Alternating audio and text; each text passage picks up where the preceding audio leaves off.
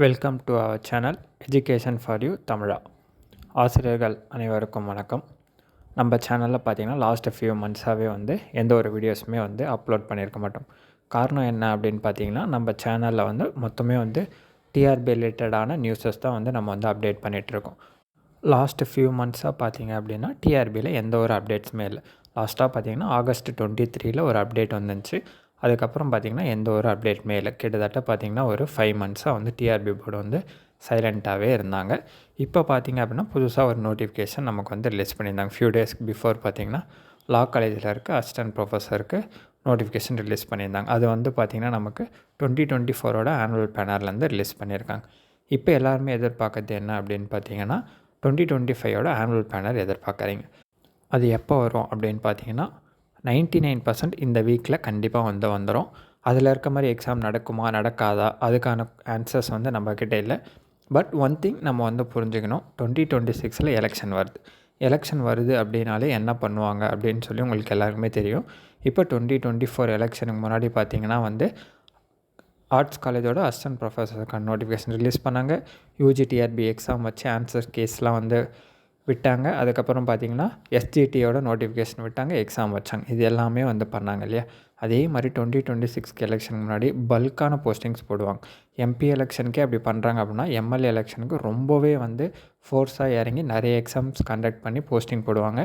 அதனால தான் லாஸ்ட்டு பார்த்திங்கன்னா இவங்க வந்ததுலேருந்தே பார்த்திங்கன்னா இந்த கவர்மெண்ட் வந்ததுலேருந்தே லாஸ்ட் ஒரு 2 to 3 இயர்ஸாகவே அவங்க எதுவுமே பண்ணல, சைலண்ட்டாகவே இருக்காங்க. அது எல்லாத்துக்குமே ரீசன் என்னென்னா, எலெக்ஷனுக்கு முன்னாடி பண்ணால் தான் நமக்கு ஓட்டு கிடைக்கும் அப்படின்ற ஒரு நோக்கத்தில் தான் அவங்க இருக்காங்க. ஸோ கண்டிப்பாக 2026 எலெக்ஷனுக்கு முன்னாடி நிறைய எக்ஸாம்ஸ் வச்சு போஸ்டிங்ஸ் போடுவாங்க.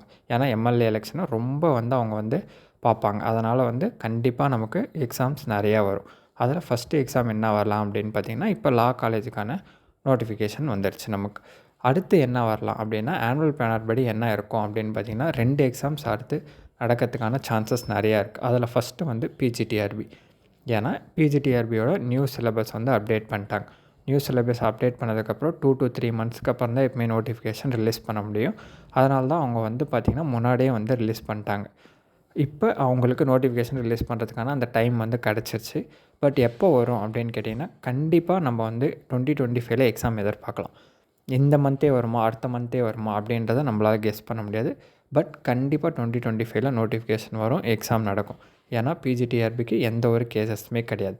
இப்போ யூஜிடிஆர்பி எடுத்துக்கிட்டிங்க அப்படின்னா டெட் வச்சு போடணுமா இல்லை காம்படேட்டிவ் எக்ஸாம் வச்சு போடணுமா நிறைய இஷ்யூஸ் இருக்குது. பட் பிஜிடிஆர்பிக்கு எந்த ஒரு இஷ்யூமே கிடையாது. அதனால் அதுக்கு நோட்டிஃபிகேஷன் விட்டு எக்ஸாம் வைப்பாங்க. பல்க் போஸ்டிங்ஸ் கண்டிப்பாக இருக்கும். கண்டிப்பாக 2000+ வேகன்சிஸ் கண்டிப்பாக இருக்கும். அதனால் இந்த டைம் மிஸ் பண்ணிட்டீங்க அப்படின்னா திரும்ப எப்போ இந்த எக்ஸாம் வரும் அப்படின்னு சொல்லி யாருக்குமே தெரியாது. கிட்டத்தட்ட 3 to 4 இயர்ஸ் கழிச்சு தான் இந்த எக்ஸாம் திரும்ப நம்ம எதிர்பார்க்க முடியும். ஸோ இப்போ வர நோட்டிஃபிகேஷனை யூஸ் பண்ணிக்கோங்க. இப்போத்துலேருந்தே கண்டினியூவாக படிங்க. நெக்ஸ்ட்டு நம்ம பிஜிடிஆர்பி கண்டிப்பாக எதிர்பார்க்கலாம். அதுக்கடுத்து எது எதிர்பார்க்கலாம் அப்படின்னா டெட்டு கண்டிப்பாக எதிர்பார்க்கலாம். இது ரெண்டுமே நடக்கிறதுக்கான வாய்ப்புகள் நிறையா இருக்குது. வித்தின் எப்போ நோட்டிஃபிகேஷன்னா ஃபஸ்ட்டு 6 மந்த்துக்குள்ளே இது ரெண்டுத்துக்கான நோட்டிஃபிகேஷன் ரிலீஸ் பண்ணுறதுக்கான சான்சஸ் நிறையா இருக்குது. ஸோ தொடர்ந்து படிங்க. பிஜிடிஆர்பிக்கு நிறைய கான்சன்ட்ரேட் பண்ணுங்கள். நிறைய போஸ்டிங்ஸ் போடுவாங்க. இந்த சான்ஸை மிஸ் பண்ணிடாதீங்க, சரிங்களா. நிறைய பேருக்கு எப்படி படிக்கிறது அப்படின்னு சொல்லி டவுட் இருக்கும். அதாவது அகாடமி போய் படிக்கணுமா இல்லை நம்ம தனியாகவே படிக்கலாமா அப்படின்னு சொல்லியிருக்கோம். அது உங்கள் சாய்ஸ். உங்களால் தனியாக படிக்க முடியும், ஃபார்மேஷன் பண்ணி இதுதான் மெத்தட் அப்படின்னு சொல்லி உங்களால் படிக்க முடியும். எல்லா யூனிட்ஸுமே ஃபார் எக்ஸாம்பிள் 10 யூனிட்ஸ் இருக்குது அப்படின்னா 10 யூனிட்ஸுமே உங்களால் ஈச் டாபிக்ஸ் படிக்க முடியும். டெஸ்ட் உங்களாலே எழுத முடியும், உங்களாலே கொஷின் ரெடி பண்ணிக்க முடியும் அப்படின்னா ஓகே. இல்லை அதெல்லாம் கஷ்டம், என்னால் சர்ச் பண்ணி எடுக்க முடியாது, புக்ஸ் கலெக்ட் பண்ண முடியாது, மெட்டீரியல்ஸ்லாம் கலெக்ட் பண்ண முடியாது, ரெகுலராக என்னால் படிக்க முடியாது அப்படின்னா நீங்கள் கண்டிப்பாக அகாடமி ப்ரிஃபர் பண்ணலாம். ஏன்னா அவங்க ஸ்டடி மெட்டீரியல்ஸ் வச்சுருப்பாங்க, அது உங்களுக்கு ப்ரொவைட் பண்ணுவாங்க, நிறையா கொஷின்ஸ் உங்களுக்கு கொடுப்பாங்க, டெஸ்ட்டர்ஸ் கண்டக்ட் பண்ணுவாங்க, கிளாஸ் எடுப்பாங்க. இது எல்லாமே ரெகுலராக நடக்கும்போது நீங்களும் ரெகுலராக படிக்கிற மாதிரி உங்களுக்கு இருக்கும், சரிங்களா. சப்போஸ் உங்களுக்கு இப்போ கம்ப்யூட்டர் சயின்ஸ் கம்ப்யூட்டர் இன்ஸ்ட்ரக்டருக்கு எதனா அகாடமி வேணும் அப்படின்னா கம்ப்யூட்டர் சயின்ஸ்க்காகவே ஸ்பெஷலாக அகாடமி இருக்குது. நீங்கள் அதை நீங்கள் ப்ரிஃபர் பண்ணலாம். அதுக்கான லிங்க்கை நான் உங்களுக்கு டிஸ்கிரிப்ஷனில் கொடுக்குறேன்.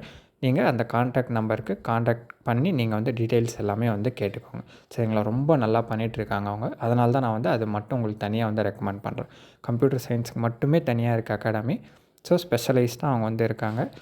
ஸோ நீங்கள் அவங்க வேணும் அப்படின்னா வந்து அந்த நம்பருக்கு நீங்கள் வந்து கான்டாக்ட் பண்ணுங்கள். சரிங்களா? மற்ற மேஜர்ஸ் அந்தந்த மேஜரில் எது வந்து ஸ்பெஷலைஸ்ட் அகாடமியோ இல்லை வந்து நல்ல வெல் எக்ஸ்பீரியன்ஸ்டு அகாடமியோ அதெல்லாம் வந்து பார்த்து நீங்கள் வந்து ஜாயின் பண்ணி யூஸ் பண்ணிக்கோங்க. இல்லை தனியாக படிக்க முடியும் உங்களால் செல்ஃபாக படிக்க முடியும்னா படிக்கலாம். தாராளமாக படிக்கலாம். தாராளமாக கிளியரும் வந்து பண்ண முடியும். சரிங்களா? இப்போத்துலேருந்து படிக்க ஸ்டார்ட் பண்ணுறேங்க. டிஆர்பி கொஞ்சம் கொஞ்சமாக ஆக்டிவாக செயல்பட்டுட்டாங்க. இந்த வீக் நம்ம ஆனுவல் பேனல் கண்டிப்பாக வந்து எதிர்பார்க்கலாம். மற்றொரு வீடியோவில் சந்திப்போம். நன்றி, வணக்கம்.